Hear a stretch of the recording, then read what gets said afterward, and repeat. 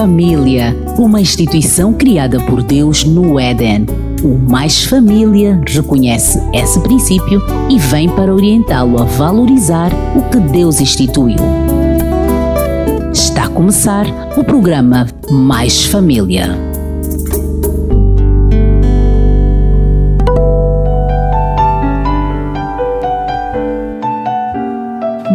Bom dia, ouvintes da 93.9. Mais uma vez o Mais Família marca a presença no seu receptor.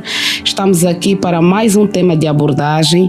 Hoje falaremos do amor entre as famílias. Saiba que na técnica e sonoplastia está o João Salgueiro, realização e supervisão Soraya Laureano e na apresentação está a Conceição Calete. Os meus convidados já cá estão. Estou aqui com 3 grandes convidados. Vou começar por apresentar primeiro a doutora Eugênia Jorge. Ela é pós-graduada em psicopedagogia. Depois tenho o Ramiro Quingila, também é doutor, ele é sociólogo. E tenho o doutor Tosé Angelino, professor e gestor escolar. Bom dia. Bom dia. Ok. Muito obrigada pela vossa presença. Mas antes de entrarmos para o nosso tema, eu gostaria que cada um falasse um pouquinho mais de onde vem. Como já disse, eu sou o Ramiro Quingila, licenciado em Sociologia na vertente comunitária. Venho da província de Malange. Desde já quero aproveitar e agradecer pelo convite. Okay. Um bom dia extensivo também aos nossos ouvintes que nos acompanham a esta hora.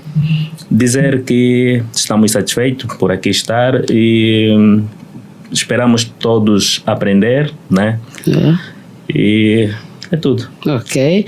Seja mais uma vez bem-vindo, não é? De Malange para cá é uma viagem. Exatamente. E o frio, como é que lá está? Bom, sei que a cidade é fria. Sim, a cidade é fria. E nessa altura como está? Nessa altura tem chovido bastante, mas para nós que já estamos lá, estamos acostumados a isso. Exatamente. Para nós aqui só ameaça, mas quase que não cai. Exatamente. E dizer que nos sentimos mais desconfortáveis de estar na capital do que lá. É quente a capital, não é? Exatamente. Para nós o clima ainda está bom, não é, doutora Eugênia? É isso aí. O clima está bom. Se calhar se formos para lá nessa altura, nós é quem sofreremos, né? Isso é verdade. Então, doutora Eugênia, alguma... Ok, mais uma vez, bom dia. Eu sou Eugênia Meio-Dia Jorge, sou formada em Educação, pós-graduada em Psicopedagogia, mas neste momento meu laboral é professora de ensino primário. Professora.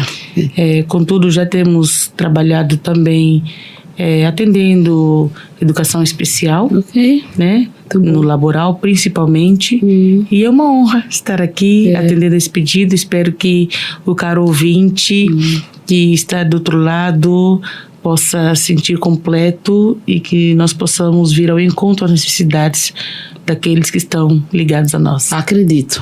E como psicopedagogia formada nessa área, é psicopedagoga, como é que é trabalhar com os alunos? Vai orientando, vai ensinando, mas ao mesmo tempo já tem o domínio da mente dele, é isso? Na verdade, nossa vertente nesse caso é trabalhar mais com um aluno com deficiência no aprendizado, né? Digo para ti que, como professora, em sala de aula, eu trabalho como professora. Felizardo do aluno que está comigo, que daí tem um pouquinho a mais do atendimento na área de psicopedagogia, na qual trabalhamos aí a sua dificuldade no aprendizado, um pouco mais além do que nos é, uma vez que somos apenas professores.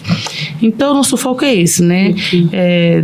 Distinguir aí as crianças com maior dificuldade, o aprendizado, alunos com deficiências, alguns especiais, na qual com certeza encaminhamos para a área do departamento exatamente que atende a essas deficiências. Porém, quando podemos solucionar em sala de aula, a gente dá um pontinho a mais, leva um pouquinho a mais e fazemos o nosso melhor em prol a essas crianças, né? No caso, alunos que trabalham, né? Tem sido um desafio. Com certeza. Trabalhar com uma classe, imagina, uma classe de 23, 24, tem 2 hiperativos, um autista, e cada um com sua personalidade, não é fácil.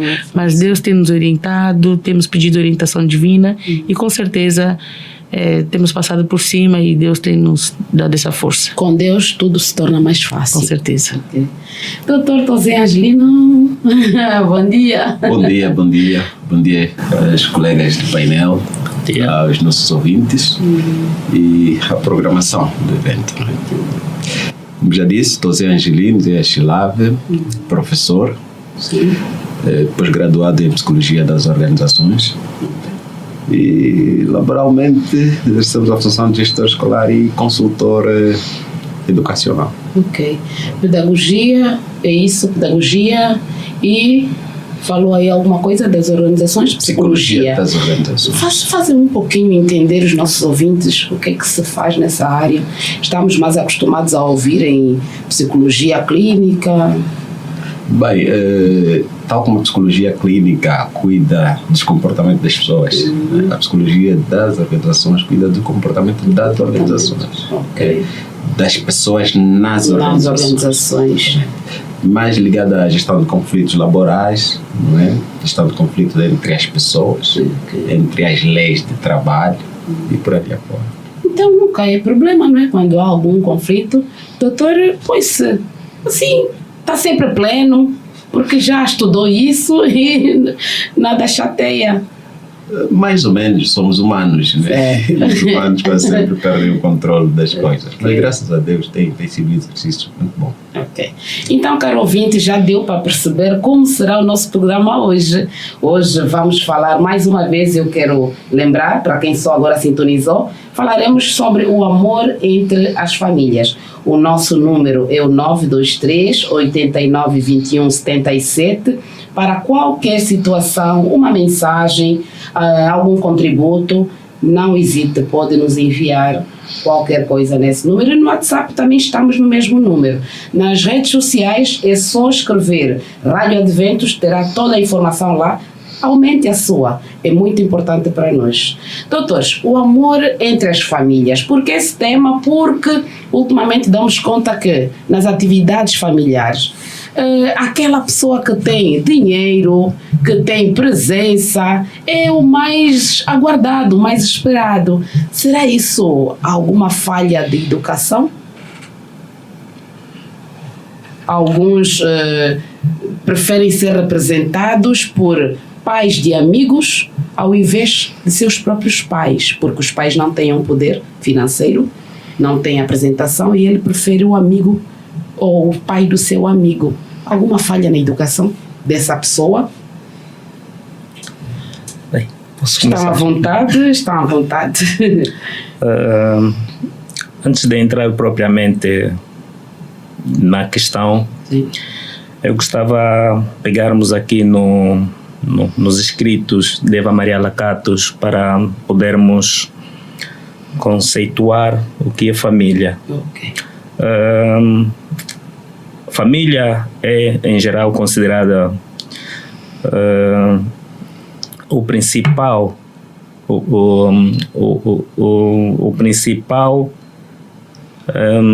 a principal base de socialização das comunidades ou dos grupos sociais.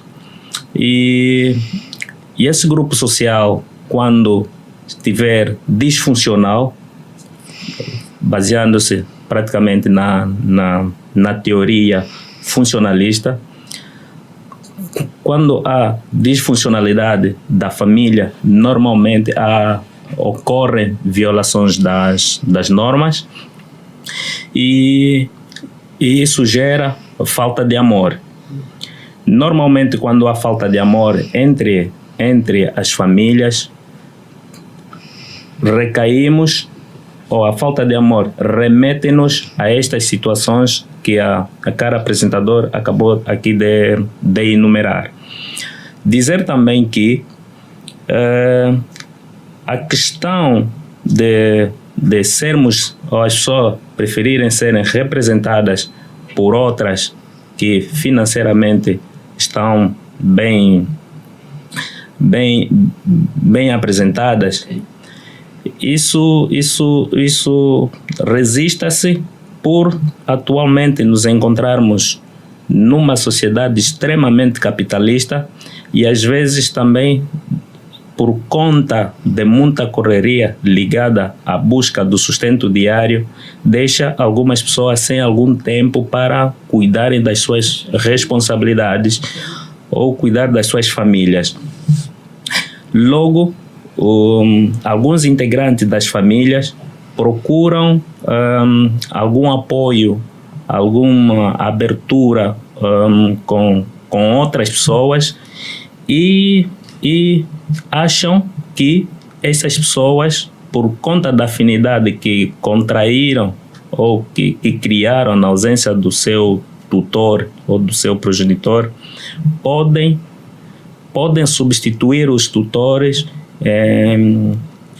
em todas as ocasiões, o que não é certo. Okay. E que espero nesse debate podermos juntos explicarmos aos nossos ouvintes e mudarmos essa prática. Okay. Doutora Eugênia, alguma coisa sobre isso? Conforme só completando também, realçando, né, o que o nosso colega já falou aqui, a família, na verdade, foi o primeiro projeto, né? Primeiro projeto. E quando saímos daquele seio, há alguma incompatibilidade, né? Alguma falha. E aquilo que o nosso colega falou, quando a falha, a falta de amor. Então, infelizmente, estamos numa sociedade ou no meio, vivemos em um meio em que, por vezes, há interesses maiores de alguma das partes, não há uma comunicação viável, porém, nada é impossível, né? Nada é uma luta constante. A gente hoje vê, parece que não, mas existem vários tipos de famílias hoje, vários tipos de constituição de família. Famílias podemos falar aí, inúmeras, tá? Então, há famílias que são constituídas só por 2 membros, família com 3 e 4, famílias constituídas com pai e mãe, com pai e pai, né? Conforme já sabemos no mundo em que vivemos. Então, tudo isso é mãe e mãe. Então, tudo isso gera um conflito na cabeça dos seres, né? Uma confusão, uma miscigenação. Então, quando se trata de família, é muito amplo. A gente tem que ter noção de que é muito amplo e os problemas são inúmeros. Problemas que para nós hoje é problema, para outros não são, mas o que eles encaram como problema é muito maior daquilo que está na nossa imaginação. Então é um tema assim bem abrangente que eu acho que vai dar um debate interessante e vamos aprender muito uns com os outros aqui. Doutor Tosé Angelino, alguma opinião sobre... Imagina que o seu filho precisa da presença, da sua presença na escola. E ele diz, eu não quero meu pai aqui. Eu vou levar o pai do meu amigo. Como é que se sentiria a perceber que o pai do amigo é que está no seu lugar? Mal, a princípio, muito mal. Embora muitos de nós, pais, de forma inocente, se calhar distraída, temos alimentado esse tipo de comportamentos. Quase sempre quando somos, e aqui falo enquanto professor, muitas das vezes nós convidamos os pais encarregados de educação para uma abordagem ligada ao menino, tendenciosamente eles enviam alguém, enviam um motorista, enviam um empregado, enviam um babá para cuidar da situação do seu filho. E eu penso que essa distorção do conceito de família começa exatamente ali, não é? Começa exatamente ali. Portanto, nós pensamos que aquela responsabilidade é mínima e podemos transferir para outro. E chegará uma altura em que o filho vai sentir que aquela responsabilidade é mínima para o pai e transferir também para outro. Então, essa distorção do conceito de família, das responsabilidades da família, muitas das vezes é que nos tem remetido a... E começa normalmente de maneira minúscula, com coisas aparentemente insignificantes, mas que vão ganhando corpo, né? Vão ganhando corpo e depois acabam saindo do nosso controle. O que deve estar na base disso, doutora Eugênia, na sua opinião? que deve estar na base disso, da criança querer trocar a sua representação, ao invés dos pais, preferir outras pessoas. Falo criança, mas não criança, não é? Sim, sim, sim. Isso acontece na fase adulta. Sim. Que deve estar na base disso. Sim, tudo isso vem a ver com o lado de confiança, né? Você questiona por que essa criança houve um problema com ela, não quis se abrir com o pai ou com a mãe, mas foi a terceiros. Tem a ver com o lado de confiança. Por vezes, questão de confiança, abertura, liberdade, às vezes, de expressar aquela pessoa na qual ela sente-se mais à vontade no falar. Há várias lacunas, há várias brechas aí que deve-se, na verdade, ver em conta o que realmente está causando essa separação, né? Essa lacuna. Por que há essa brecha? Por que a criança, ao querer se expor, se abrir, resolver ou saber algo, preferir ir a terceiros e não aos pais? Então, muitas vezes, nós, pais, somos muito rudes e isso afugenta, né? Quando a criança, se por acaso ela quer explanar algo, se não tem abertura, nunca tem abertura, ou ela é muito criticada, ou ela é pouco valorizada, tudo isso tem a ver. Então, é uma série de fatores que, fazendo-se um estudo de caso, daquele caso específico, a gente vai poder ver algumas brechas. Então, o leque é amplo. Tem de ver qual é o núcleo, o que acontece naquele seio, né? Qual é o historial daquele ser, daquela criança no meio em que ela está, como é a relação família, os pais com os filhos com os pais, entre irmãos. Então há muito que ser estudado, entendeu? Então não é exatamente um ponto, mas N fatores que estão inclusos ali, que só mediante um estudo, uma aproximação e algum pormenores que é descoberto ali, ver realmente a verdadeira razão do que surge aquilo. Mas são N fatores, são N fatores. Infelizmente, vivemos numa sociedade em que, digo aqui, né, onde estamos em Angola, em que os filhos às vezes não são muito à vontade, muitos não são, né, muito à vontade para com seus pais. Às vezes querem falar algo, deixa lá, menina. Às vezes querem dizer algo que aconteceu, deixa para lá. E assim acontece, muitos abusos e muitas coisas, porque não tem brechas para elas exporem, falarem o que aconteceu no meio dela, o que elas viram. Não são muito credíveis, né? Não dão credibilidade. Então, há muita coisa que envolve isso, na verdade, né? Então, com isso, podemos deduzir. Com certeza. Deduzir que seja erro de educação. Sim, é falha, sim. E a gente não é perfeito, né? A gente não é perfeito. Temos aqui o sociólogo, pode dizer um pouco mais sobre isso, mas tem alguma falha, sim, com certeza. Não é normal. Eu nasci, cresci, estou aqui, mas não é com o meu pai que eu tenho liberdade de falar. Então nós temos, o pai do vizinho, sim, não é normal. Então nós temos que dar sempre tempo para estarmos com nossos filhos, perguntar como é que foi o dia hoje na escola, né? Como é que foi? E ele ali, se por acaso disser, olha, hoje de manhã não gostei na escola, aconteceu o quê? Tenta explorar mais, para ele ter também o hábito, sempre que acontecer algo de novo, olha, e vibrar quando tem que vibrar, chorar quando tem que chorar, dar conselho quando tem que dar conselho, mas desde que ela sinta-se à vontade. Ela sabe que quando vai conversar com o pai é, naquele momento, ouvido. O pai é ouvido e vale ouvir. Agora, sempre que a criança vem falar conosco, porque estou a ver televisão, não me atrapalhe. Porque estou a almoçar, não me atrapalhe. Quando é que ela vai tomar a liberdade? Ela vai, com certeza, em alguém em que vai estar disponível para ouvir, né, o que ela tem a dizer. Então, assim, temos que dar momentos. Tem que haver momentos para ouvirmos nossos filhos, perguntar como é que foi, ou não gostou por quê, aconteceu o quê? E ali explorarmos mesmo um pouquinho mais, porque as crianças têm muito que falar E elas têm que sentir mesmo que tem alguém que lhes ouça. E esse alguém tem que ser nós. Elas têm que olhar para nós e falar assim, olha, tem uma mãe que eu posso falar qualquer coisa com ela. Qualquer coisa com ela. Porque as mães dizem. Sim.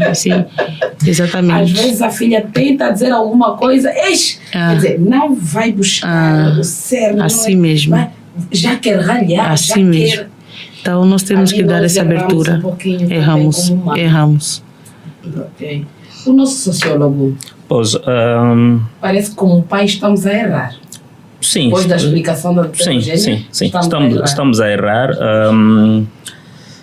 Devo dizer que é sabido que a família é o primeiro local de socialização do indivíduo.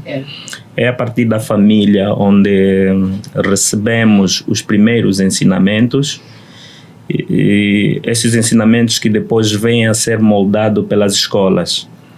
Se falharmos na família, né? Quando refiro-me à família, refiro-me especialmente à família nuclear. Aliás, a doutora fez referência aos vários tipos de famílias. E em sociologia também falamos dos diversos tipos de família. Destacar aqui a família nuclear, a que é recomendada por Deus. Temos as famílias recompostas, as famílias extensas, mas seria bom que a nossa sociedade fosse apenas constituída pela família nuclear. A família nuclear é a família que é constituída por pai, mãe e os seus filhos biológicos. Quando a socialização primária que é recebida no seio da família deixar lacunas, é quase uma certeza que os resultados serão desastrosos.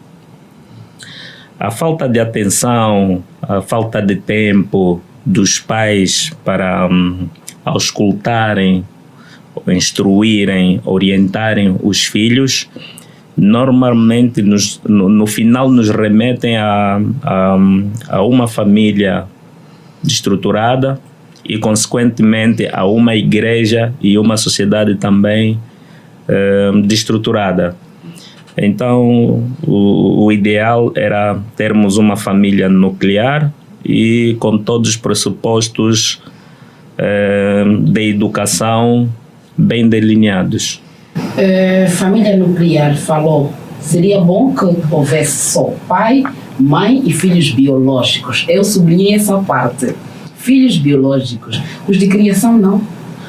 Bom, na verdade, quando me questiona sobre os filhos de criação, essa questão é um bocadinho abrangente, porque nas famílias recompostas também encontramos os filhos da criação, né? Eu considero filhos da criação aqueles que não são gerados por nós. Sim. Ok. Numa família recomposta, a família recomposta é aquela que eu, por exemplo, vou me juntar a uma outra senhora, mas que cada um de nós já vem com filhos, ok? Temos filhos ali que não são gerados por mim e temos filhos que não são gerados pela esposa. E normalmente na educação desses filhos, a educação desses filhos é feita com alguma limitação, né? com algum receio. Se calhar há momentos que eu vou querer colocar uma medida um bocadinho dura, mas me remeto ao receio da crítica que virá da minha parceira. Então há limitações ao educar um filho da criação. Bom, quero subentender aqui que o filho da criação não seja apenas os filhos adotivos ou os filhos do primo que está no interior do país, que vem para aqui, para o centro urbano estudar.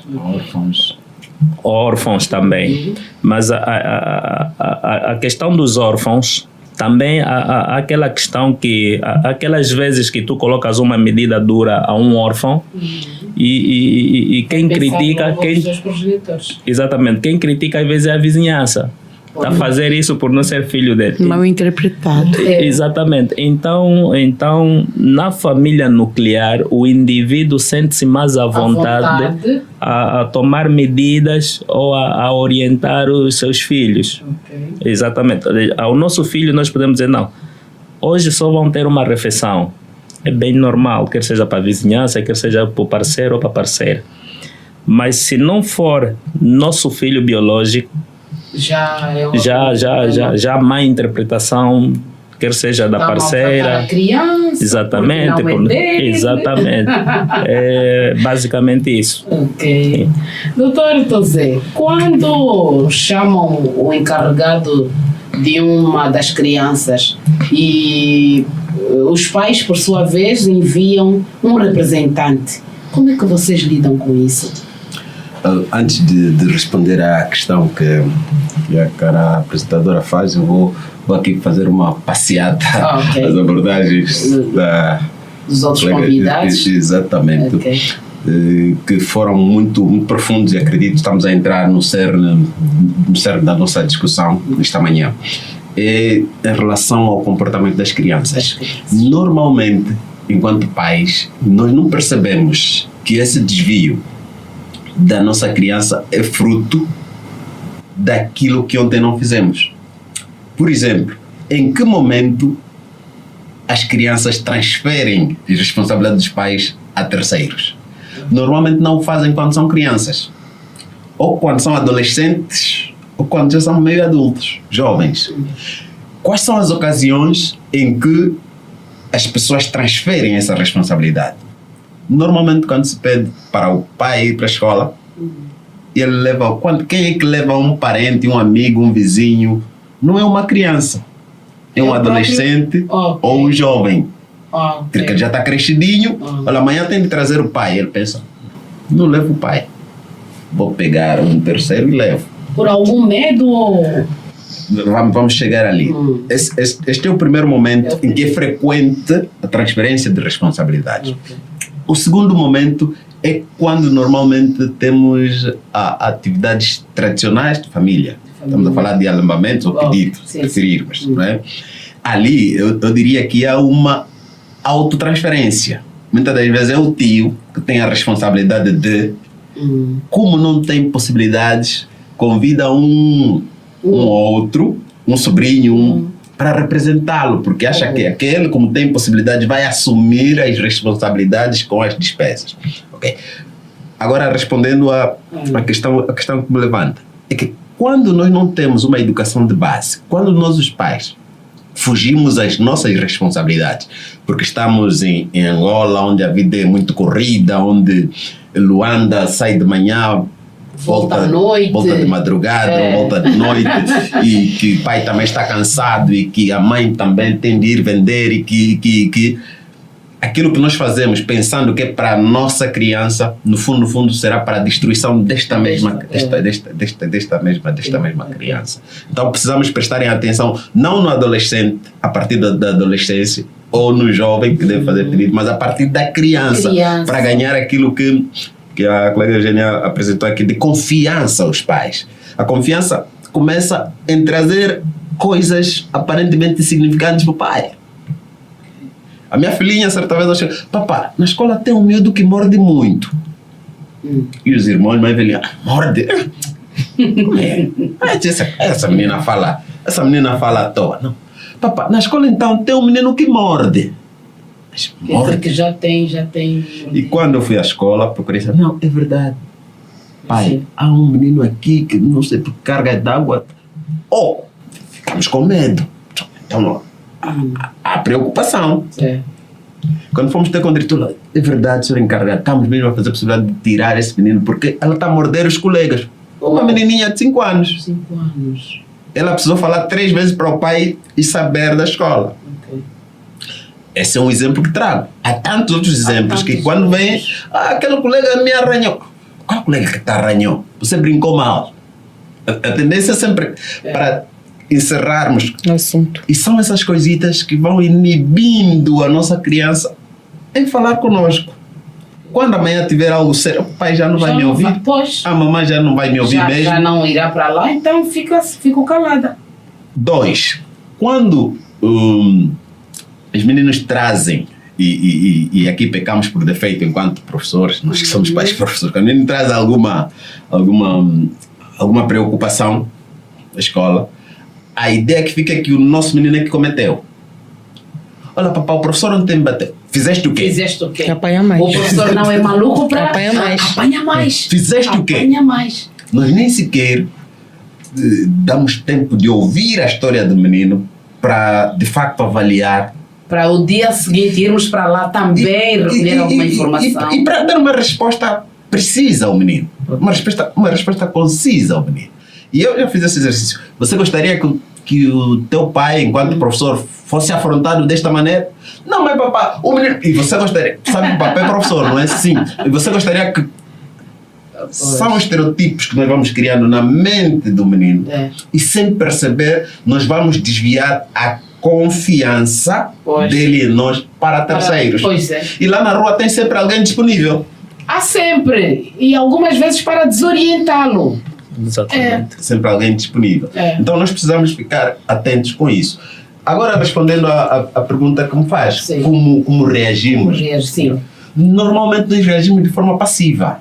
E aqui, mais uma vez, pecamos por defeito enquanto professores. Por quê? Para nós o importante é passar a mensagem. Sem muitas das vezes nos interessarmos Por que o pai não apareceu? Pelo efeito que essa mensagem vai ter tercializando o interlocutor. Ou seja, bom dia, senhor professor, bom dia, senhor diretor, olha, eu sou encarregado do... Eu conheço. É pai, é primo, é tio. Olha, o pai foi trabalhar. Tem uma reunião, geralmente é assim, não é? E por isso mandou-me tratar disto. Mas nós precisamos do pai. Se o pai não está disponível. Para um ser que é mais importante para ele. O pai não está disponível. E nós precisamos passar a mensagem. Ok, então diga ao pai que o menino A, B e C tem dificuldades A, B e C. Está bem. Quando por qualquer eventualidade o pai vier, 2 meses depois, 3 meses depois, normalmente no final do ano, porque as notas do menino não satisfazem, e tu dizer, mas o pai, nós convidamos para... Não, ninguém me disse nada. Mas teve cá um senhor... Não.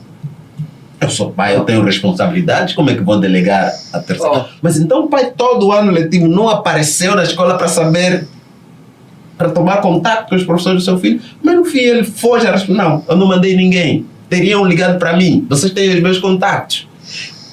E vamos nessa truculência. Muitas das vezes a escola o que precisa é passar a mensagem. E muitas das vezes, quais são as mensagens que se pretende passar? Para as escolas privadas tem um foco, não é? É comportamento e cobranças. Sim. Para as escolas públicas, é comportamento. Estamos a falar de pontualidade, estamos a falar da civilidade do menino, estamos a falar da apresentação, estamos a falar do material didático do menino. São poucas as vezes em que nós falamos do comportamento do menino de forma individual, enquanto escola. E nós, os pais, não pressionamos isso. Claro, associada a isso temos a própria sociedade angolana, que é atípica. Que o amigo Ramiro, se calhar melhor do que nós, podia falar sobre isso. Essa atipicidade da sociedade angolana faz com que a própria família seja desestruturada em condições normais. E nós vimos isso até a igreja, que seria o lugar para juntar mais isso. Hoje parece que serve para estratificar, para separar. Até na igreja. Tem de vir o encarregado de educação. Também estão a delegar. Na igreja estamos a delegar. Nós acompanhamos isso. É sábado, é domingo em que o pai deve acompanhar a criança. Manda o motorista. Porque o pai está a descansar. Deixa ao lado, depois vai buscar. Deixa o menino e vai. E a criança lá brinca, não aprende. Até o bocadinho no sábado, os adventistas do sétimo dia, em pleno sábado, o pai está na igreja, dentro da igreja no culto, E a criança está lá fora. Se o diácono pedir ao pai para ir cuidar da criança, essa criança não dá trabalho. O pai não, toda semana o pai não tem. Já não tem estado com a criança. Exatamente. E no dia em que devia, também me dá trabalho. Afinal, quem é a pessoa que deve... Quando que este menino vai ter... Claro, no final do dia, na adolescência, claro, ele tem alguém a quem... Porque ele precisa depositar a confiança em alguém. Se não for o pai, vai ser o tio.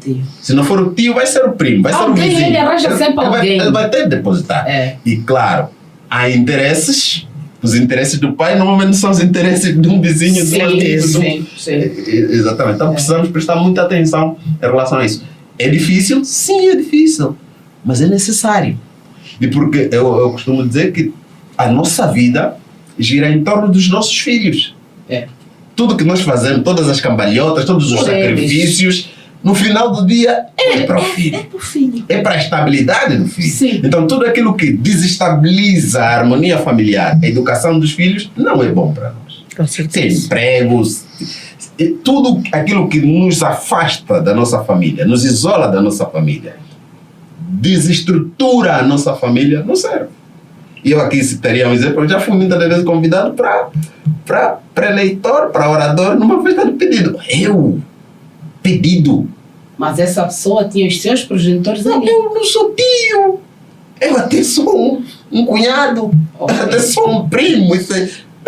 Não, você como fala. Não, calma aí. E muitas das vezes nós vamos fazendo essas transferências. E vamos fugindo responsabilidades. Exatamente. Mas às vezes eu me pergunto, será alguma vergonha? Alguma falta de identidade própria, eu ter que delegar o vizinho ao invés dos meus pais, doutora Eugênia? Agora, cada situação, né? Quem são esses pais para esse indivíduo? Pois, com tudo que já ouvimos aqui. É referência? Quem são esses pais para esse indivíduo? É referência? Como é que é encarado esse indivíduo quando tem alguma situação a tratar? Quando se refere, pai, quero falar, quero explanar aquilo que o colega Tosé disse aqui agora, como é que os pais recebem a informação? Pois é. Exatamente. Então, se eu quero dizer algo que aconteceu comigo ou que eu vi ao redor da escola, imagine que a filha, quando diz que tem um colega que... Olha, pai, tem um colega que morde na escola. O pai vai dar bafos na menina, amanhã ela é mordida, ela não vai ter nem coragem de vir falar ao pai. Porque ela já foi avisar, já foi mal recebida a informação. Então, a questão é, como é a relação desse indivíduo, como é quem são os pais para este indivíduo. Simplesmente assim. Por isso cada caso é um caso. Mas a questão é como é que eu hoje, como mãe, quando meu filho diz algum problema, que eu sei que é algum problema que ele está passando, que ele encarou, como é que eu recebo essa informação? Tudo né? bem. Você pensa demais ou isso é coisa da sua cabeça? Não é coisa da sua cabeça. E muitas vezes, cá entre nós, muitas vezes há indivíduos até que sofrem abuso sexual infantil. Não porque nunca alertaram a alguém. Talvez já alertaram alguém e, não, deixa pra lá, entendeu? E isso, não digo só abuso, mas outras sequelas que vêm causando nos nossos seres, crianças e adultos, jovens, exatamente porque são ignorados as questões em que eles trazem, que nós, receptores que estamos ouvindo a questão, colocamos, isso é de importância. É de importância para ele. Então, deixe-o falar, porque é de suma importância. Mas para nós que estamos ouvindo, isso é coisa da sua cabeça. E vamos assim mesmo distanciando, tá? Vamos, muitas vezes, quando a gente ouve as questões que já chegaram ao extremo, ouvimos de terceiros, né? ouvimos de terceiros. Por quê? Em primeira mão foi te colocada a questão, enquanto ainda estava no princípio, e você foi ignorando, deixando de lado, não deu credibilidade à palavra daquela pessoa que te deu a confiança de ter em primeira mão. Futuramente, uma vez deixado de lado, isso vai se agravando, e quando você ouve, já está naquele nível e você não sabia. Então, temos que ver esses pormenores, irmão Tosé. Como que é? Que, por outras palavras, o menino transfere, com certeza, transfere as responsabilidades a terceiros, porque nós transferimos antes assim mesmo as nossas responsabilidades a terceiros também. Né? Quando criancinha, ela vai procurando conquistar a confiança do pai, né? Que devia ser o inverso, o pai procurar conquistar a confiança do menino, ele vai procurar conquistar, e o pai vai transferindo. Não, vai ter com a tua mãe, vai ter com o teu irmão, vai ter com o meu sapato, vai ter com o mano para atar o tênisito. Você vai transferindo. Só vai chegar a uma altura e que agora será o menino a transferir. E o pai a porque percebe que desde sempre o pai nunca teve tempo. Então não terá agora. Quando o pai acha que agora pode, agora precisa, precisa que o filho venha conversar, ele não. A criança percebe que o pai não tem tempo no momento que o pai acha que já tem tempo. Exatamente. O tipo de educação que algumas famílias adotam, rigor para o filho olhar e dizer, não, o meu pai é um ditador, mas há algum erro nisso, alguma vantagem nisso, algum exemplo? Sociólogo. Bom, mas na verdade eu também não recomendo muito liberalismo, né? Os pais não devem ser liberais e não devem ser rigorosos ou ditadores, passo o termo. Devemos fazer tudo à medida. Achar o equilíbrio. Encontramos o equilíbrio entre o liberal e o ditar, e o rigor. Okay. Porque tudo por excesso faz mal. Muito liberalismo estraga a criança. Muito mimo também. Exatamente. E muito rigor, né? Rigor, isso até nos remete aqui a um pensamento. Tem sido comum os pais olharem para as crianças de forma perspectiva, olhar para a criança e exigir que a criança tem que ser alguma coisa, tipo, a criança tem que ser isso, que é para no futuro poder dar o seu contributo na sociedade. Cobrando isto da criança, às vezes faz com que a criança também nos fuja. O meu pai, sempre que estou junto dele, quer falar de medicina e eu não entendo, não sei o que é medicina, não quero saber de medicina. E isso também faz com que a criança procure distanciar-se de nós. Mas também não podemos deixar de falar dos estudos com a criança, mas bem a seu nível. Bem ao seu nível, vamos mostrando que estudar é bom para a socialização e não colocarmos na mente da criança que tem que estudar para ser isso no futuro, para ganhar aquilo, porque se não conseguir, se reprovar uma vez, já gera frustração na criança e isso já pode servir de motivo para procurar distanciar-se dos seus pais. Ok. Então devemos, se calhar, mudar o tipo de educação ou o nosso próprio comportamento como pais? Eu costumo dizer que não existe escola de pais. Sim. A escola é a própria vida, hoje, amanhã, depois. Mas os filhos têm a sorte de serem educados na família. Exatamente. Uma vez, o meu filho, eu cheguei a casa e trouxe um ramo de flores para a mãe.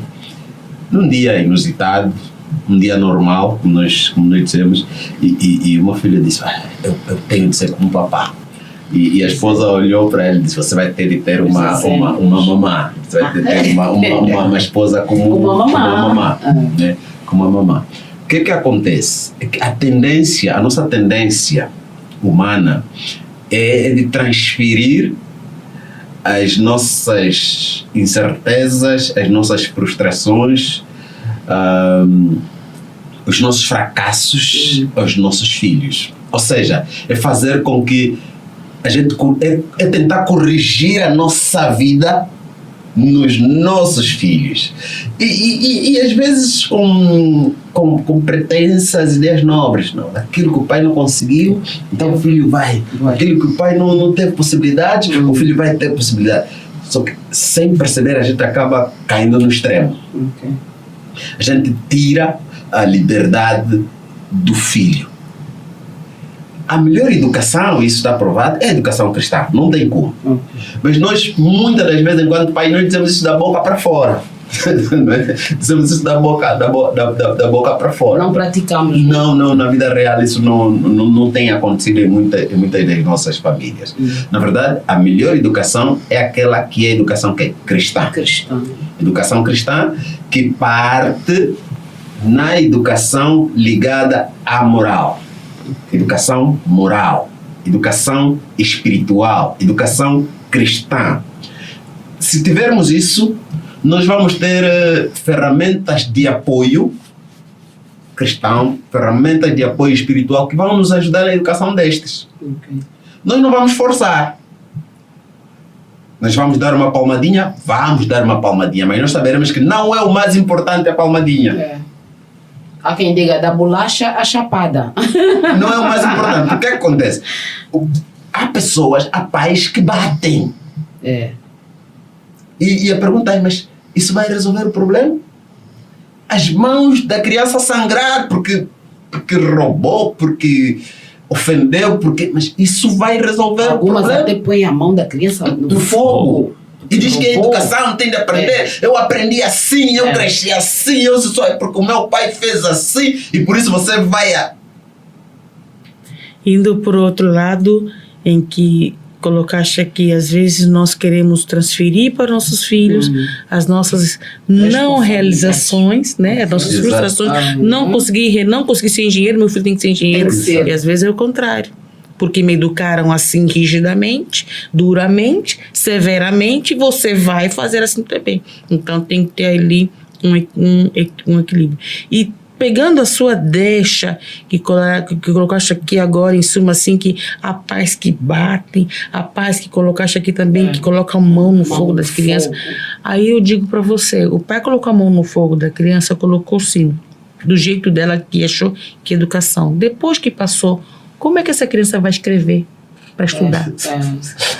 Então nós temos que ver bem a possibilidade de ser engenheiro. Tipos de castigos a dar. Se você quer dar castigo para o seu filho ou para quem você tem que dar o castigo, primeiro pense, esse castigo vai lhe fazer crescer ou vai lhe prejudicar?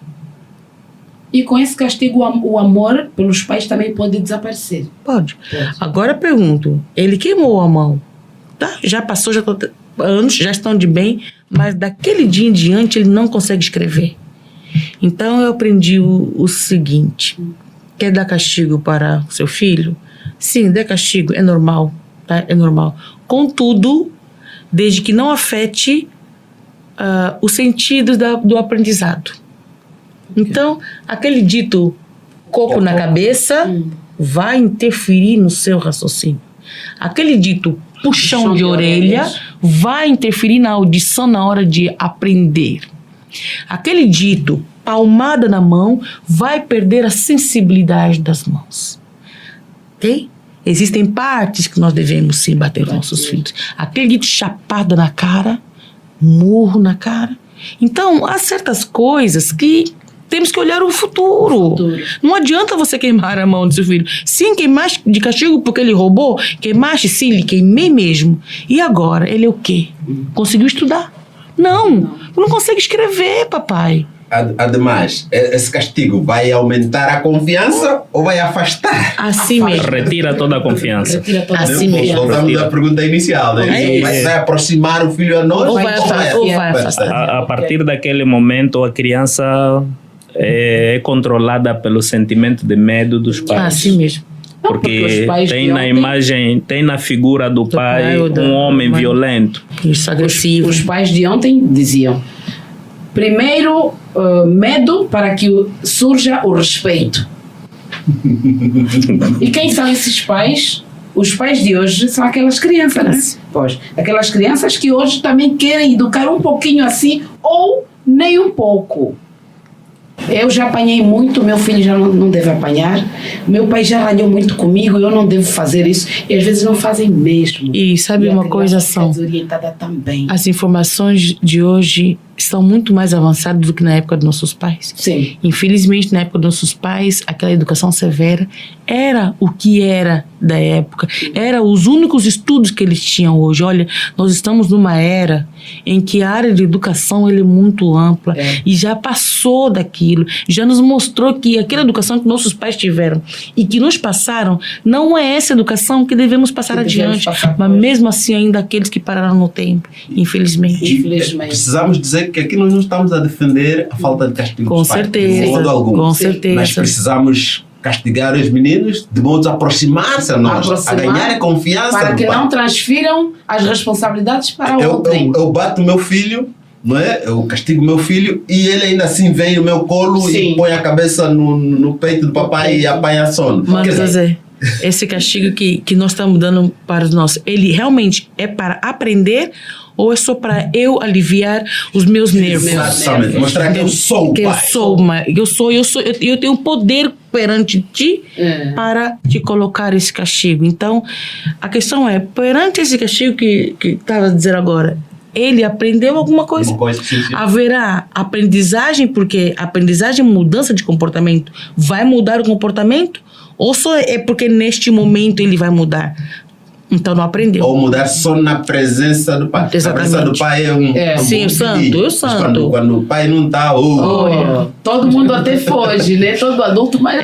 Então temos que ver bem essa questão. Então pronto, o tempo já não é nosso amigo nesse momento. Agora. Que pena, né? Que pena. Nós aprendemos bastante. Mas antes de nos despedirmos, um conselho, o sociólogo vai dar a doutora Eugênia vai dar, o doutor José também vai dar, para os nossos ouvintes. Afinal, o que fazer para que o nosso filho amanhã não transfira aquilo que é para nós a outrem?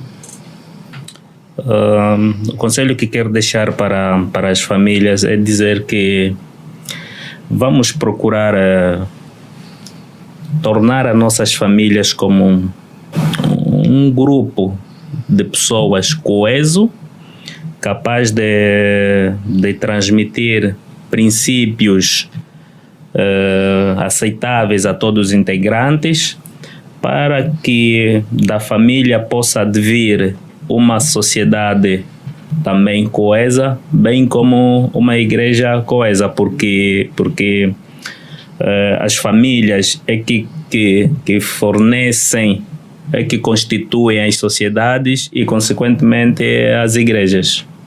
Doutora Eugênia? Ok, bom, o meu ponto de vista e a minha dica é: vamos ser mais ouvidos, tá? Vamos ser mais ouvidos, vamos ouvir mais e dar credibilidade àqueles que estão perto de nós, que são dependentes de nós. Vamos nos mostrar mais confiantes em que elas sejamos as primeiras pessoas a saber as alegrias e as frustrações delas. E nós sabemos aí, pedimos aí sabedoria para melhor interpretar, para melhor lidarmos, independentemente de que situação seja negativa ou positiva. Temos que ser mais ligados, né? Dito que a gente diz que, não sei, a gente não pode ter segredo. Meu filho e eu, minha filha e eu, não podemos ter segredo. Se alguma coisa acontecer, tem que ser aberto. Então vamos deixar que nossos filhos tenham a vontade, sempre acontecer, quer conversar qualquer coisa, tenham liberdade para falar conosco, porque se eles não tiverem liberdade para falar conosco, falarão com terceiros e os conselhos que vão dar lá fora, nós seremos surpreendidos. Então, acho que vamos deixar essa abertura, né, para que tenhamos mais comunicação com os nossos pequenos. Doutor Tosé? Sim, em guisa de conclusão, devo dizer que precisamos conquistar a confiança dos nossos filhos sem precisar presentes, ofertas. Não é? Dar presença ao invés de presentes. Nós às vezes procuramos compensar a nossa ausência com presentes. Precisamos corrigir isso, precisamos mudar isso. Para dar, nós precisamos saber, precisamos ser sábios. E a Bíblia diz que o temor do Senhor é o princípio de toda a sabedoria. Okay. Precisamos buscar, enquanto pais, buscar a Deus, acima de tudo, para que nos dê sabedoria na educação dos nossos filhos. Ok. Muito obrigada pela vossa presença. Caro ouvinte, acredito que deve estar satisfeito do outro lado. Aprendeu-se bastante. Estivemos aqui com a doutora Eugênia Jorge. Falo primeiro da doutora Primazia as mulheres, né? Primazia as senhoras. Outubro Rosa terminar. Até terminar, não, mas... É sempre. Mulher sempre. Então, a doutora Eugênia Jorge, ela é pós-graduada em psicopedagogia. O doutor Ramiro Pingila é o nosso sociólogo que vive em Malange. Muito obrigada também. Obrigado pelo convite. E o professor e gestor escolar. Que não seja a última vez aqui. Quero tê-los sempre que nós precisamos, por favor. Vamos pedindo sempre do vosso precioso tempo. Alguns minutos para essa viagem agradável. Então, caro ouvinte, a família é a base, por essa razão precisamos ter tempo para ela. E com essa frase fechamos o nosso programa de hoje. Muito obrigada. Deixa-me dizer que na técnica e sonoplastia esteve João Salgueiro, realização e supervisão Soraya Laureano e quem vos falou com muito amor, a Conceição Calete. Bom dia. Família, uma instituição criada por Deus no Éden. O Mais Família reconhece esse princípio e vem para orientá-lo a valorizar o que Deus instituiu. Mais Família.